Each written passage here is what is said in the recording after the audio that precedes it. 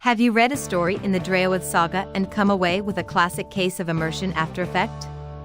Let me guess, there are questions which remain unanswered even as the magic expanded, adding another layer to the dream. The grand desire to turn the page to discover what happened next ended with the last leaf turned. If you're asking where the remedy for the book hangover is, you know the answer: read another story. But you aren't ready for the next tale, not yet. The dust needs to settle before you pick up the next volume. So you have found your way here. You aren't alone. Even the author can't get enough. As you hear this, Ophelia Key writes on. But allow me to offer you a possibility, a reflection on the tale you recently finished, and a way to revisit the story to ease the story blues. Welcome to the Draoithe Saga After Party. Warning, spoiler alerts ahead. Turn back now if you wish to read the story blind. Welcome to the Deep Dive. We're the place where we take your sources and, well, we dig deep to pull out the most important nuggets. That's the plan. Today we're jumping into a really unique world. And it gets you thinking, what does finding freedom really mean? Especially when it shows up in ways you'd never expect. Yeah, and how can someone be considered saved when their whole idea of what liberation even is has been, completely twisted? Exactly. So for this deep dive, our mission is to explore this fascinating place Ophelia Key built in Elysian Fields. It's this mix of urban fantasy, paranormal romance. Right. We're here to unpack the intricate magic system, the world itself, but especially the character journeys. They're incredibly personal, and we're really focusing on how some find their way out in very surprising circumstances. You've definitely given us some rich stuff to work with here. We're looking specifically at Elysian Fields, which is Volume 4 of the Lionsgate miniseries. Which itself is part of the bigger Draoithe Saga. Right, and the author, Ophelia Key, describes it as, and I'm quoting here, steamy hot, wickedly delicious paranormal romance, magical realism, and urban fantasy stories set in a dream to live for. Definitely sets a tone, and it's worth noting it is labeled for mature audiences, so 18 plus. Yeah, good point. Due to adult themes, fantasy violence, and some explicit situations are in there too. Big themes are fated mates and this whole idea of restoring magical balance. Okay, so to really wrap our heads around the journeys in this book, we first need to get a feel for the world itself, this dream world of Draoithe. Right, lay the groundwork. Think of a place where all the myths, the legends, fairy tales, they're not just stories, they're real. They walk around. Wow. Draoithe is this immortal kingdom in a realm called the Lean Deal, and it was basically set up to fight against forces throwing magic out of balance. Okay. And the specific setting for this story is, interestingly, a sort of magical realist take on Tyler, Texas. Maybe slightly in the future, the year is 016. Huh, Tyler, Texas. And it's interesting, it's not all about, huge magic battles, is it? No, not entirely. The source really points out that characters often find their balance through a life mate. Mm-hmm. Fated mate. A fated partner, yeah. Yeah. And that connection, that bond, helps magic from the past live again.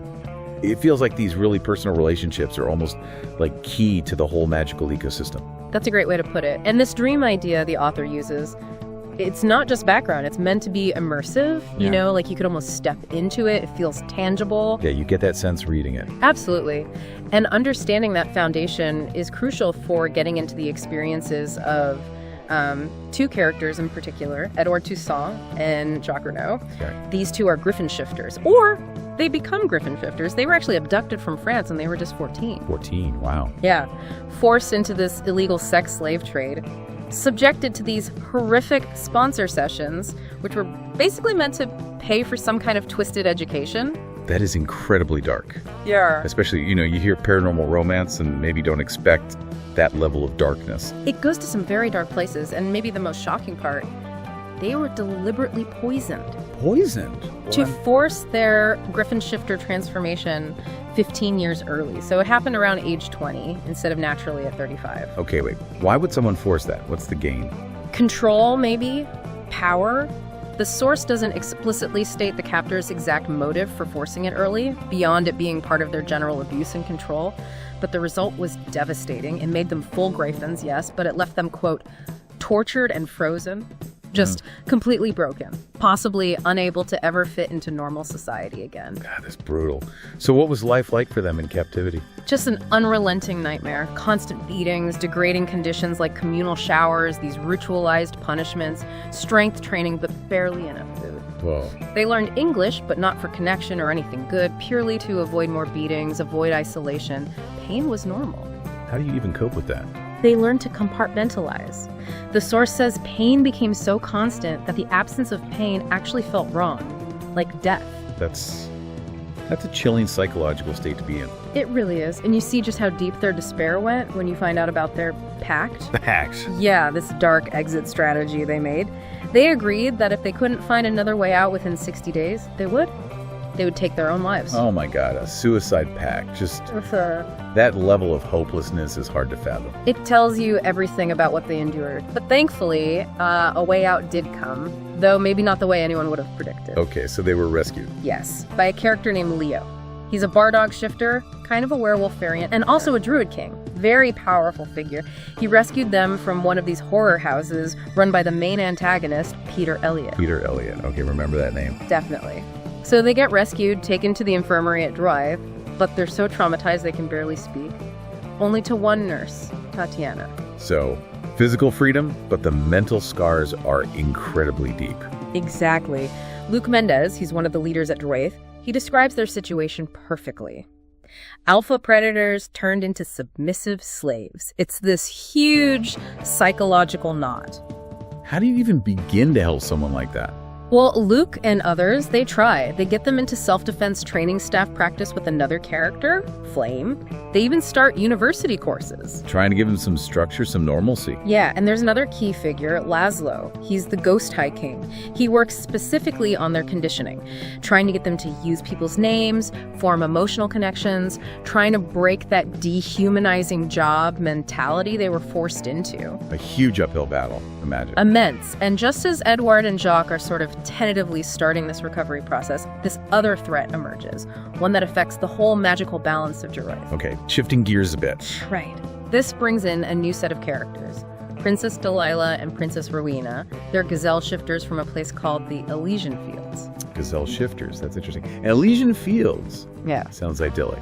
It's described as a matriarchal realm in a different part of the dreamscape, the Angleen, ruled by a doe queen. Their society is modeled on the Amazons' women rule, and men often cater to them in these reverse harems. Whoa, okay, so that flips the usual power dynamic you see a lot in fantasy. Completely. And they're on this urgent diplomatic mission to Draoithe. Why urgent? Because the magical imbalance that Draoithe is fighting, it's threatening their kingdom too. The Elysian Fields could literally just fade away, cease to exist. Yikes. So they need an alliance. Exactly. They're following the lead of the Amazons, who already allied with Draoithe. But the terms are pretty specific and kind of intense. What are the terms? To make the alliance work, the emissaries Delilah and Rowena have to bond with a male host from Draoithe. Bond? Like permanently? Permanently. They have to stay in the lien deal, Draoithe's realm, forever, and give up any existing harems they might have back home. Wow, that's a huge commitment. Personal sacrifice for political gain. It is, and doing so also grants them immediate princess status within Draoithe's system.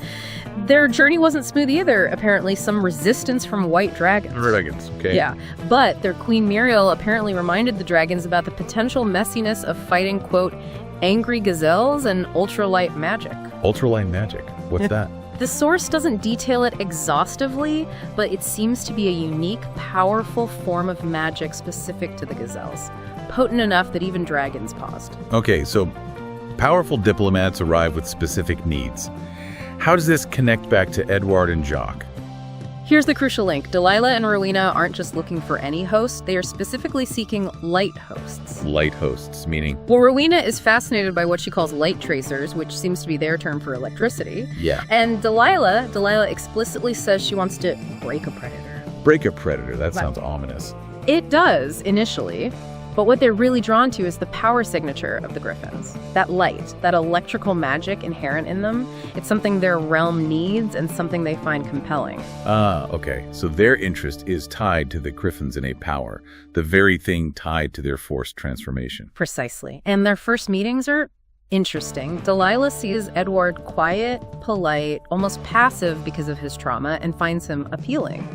He acts like a well-trained harem man from her perspective. Which is ironic, given his history. Very. And Rowena notices Jacques, sees his drooping interests, as the book puts it, and his deep-seated need to submit. They're picking up on the trauma, but interpreting it through their own cultural lens. At first, yeah. But then they figure out the truth. The horrifying truth. That they weren't slaves to women, like in their harems? Exactly. They realize Edward and Jacques were sex slaves to men. And this distinction is huge for them. Their own harem practices, whatever they involve, are framed within their societal rules, presumably with some form of consent or structure absent in the Gryphon's past. This discovery changed everything. How so? It triggers this protective instinct. They decide they need to help them, to recondition them, but according to something called Earlia's Law. Earlia's Law. What's that? It seems to be a fundamental principle in this world, focusing on genuine consent, compassionate care, protection. Basically the polar opposite of what the Gryphons experience. It's about treating beings with respect, even within complex power dynamics. Okay, so they want to help, using a framework of care rather than abuse. Right, but here's where the story takes that really fascinating, counterintuitive turn. The paradox of freedom. What do you mean? The Gryphons, Edward, and Jacques, they've been rescued. They're technically free, right? But they find actual freedom, the lack of structure, the lack of orders, overwhelmingly difficult. Terrifying, even. After what they went through, maybe structure feels safer. That seems to be it. They actually confess they prefer following orders. They find comfort in submission. They want a middle path. Not the horror they escaped, but not total unstructured autonomy either. Jacques literally screams at one point, for her, I think I want to be a slave. Wow. Okay, that's challenging. Because normally we think of freedom as the ultimate goal, the only healthy outcome. Exactly. And the book really pushes on that. It asks, what if, for these individuals with this specific trauma, choosing a form of submission, a place of belonging, and being cared for within a structure is actually their path to healing? So it's not about weakness, but about finding what they genuinely need to feel safe and whole again. That's how it's presented. It's framed as a profound need for order, for care, for belonging somewhere. They realize they want to belong to Delilah and Rowena.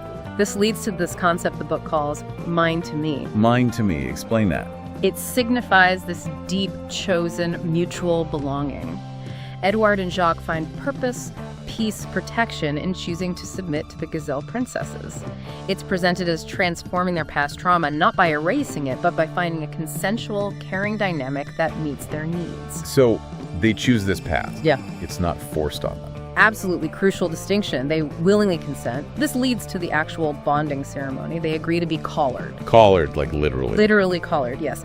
As slave mates and light hosts.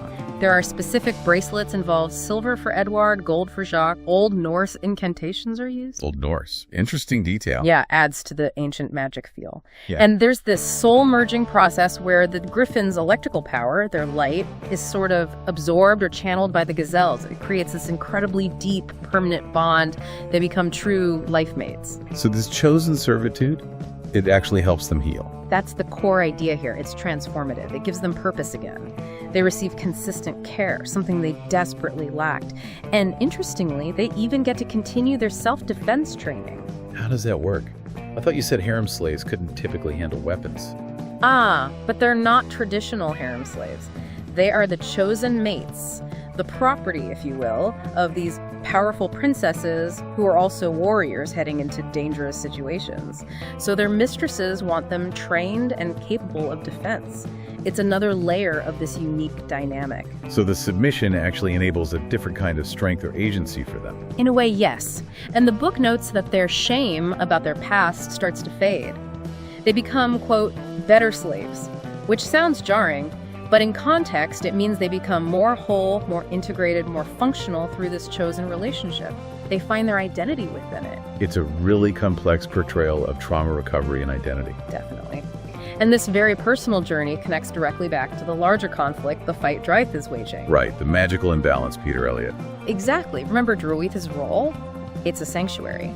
Led by Luke Mendez and Eli Miller, Eli's a powerful tiger shifter. Their main job is fighting that magical imbalance across the whole dream world. And they're building alliances to do that, right?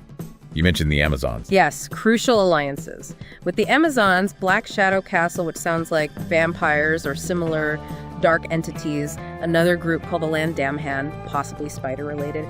They're building a network. And their own security is intense. Gargoyles, Ultinar, wargs, unicorns, demons, elves, a whole host of powerful beings protecting Draoithe. Sounds formidable. A real bastion against the darkness. And they need it, because the common enemy is Peter Elliott. The guy who ran the horror house where the Gryphons were kept. The very same. He's described as psychotic, responsible for the Gryphons' trauma and just widespread abuses throughout the dream. His violations of Airlia's law, that principle of consent and care, are a huge part of why these alliances are forming.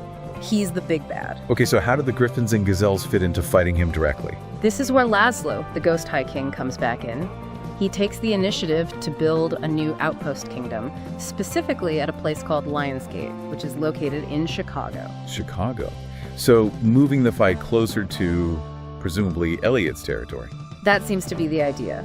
The explicit purpose of this Lionsgate outpost is to harass Peter Elliott's operations and, crucially, rescue more victims like Edward and Jacques. Providing a direct way for the Gryphons to channel their experiences. Precisely. And Delilah and Marina, they fully commit. They ally Elysian Fields with Draoithe, agree to stay permanently in the Lean deal. Fulfilling their diplomatic mission. Yes. And then they take it a step further. They volunteer Edward and Jacques and themselves to serve on the front lines at Lionsgate. Wow. Sending them right into the heart of the fight against the man who tortured them. Exactly.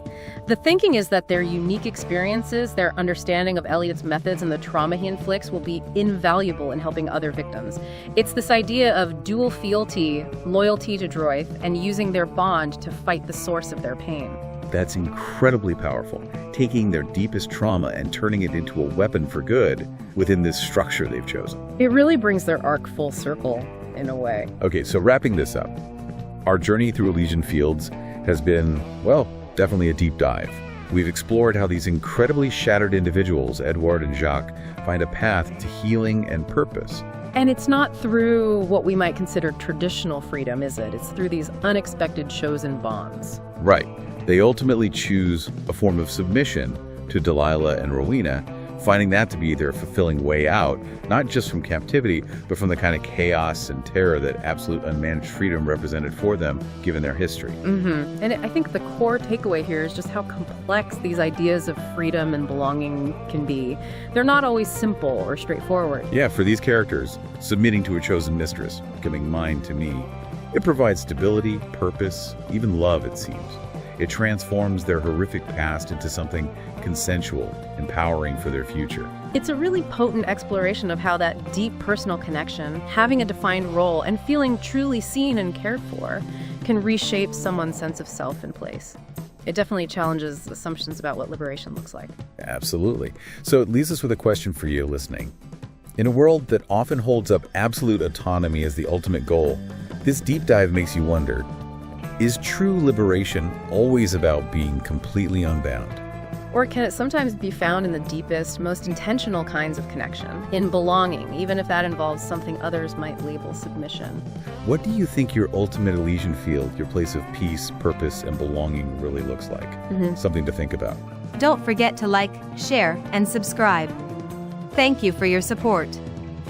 For more, visit opheliakey.com. Welcome to the dream. Sincerely. Okay.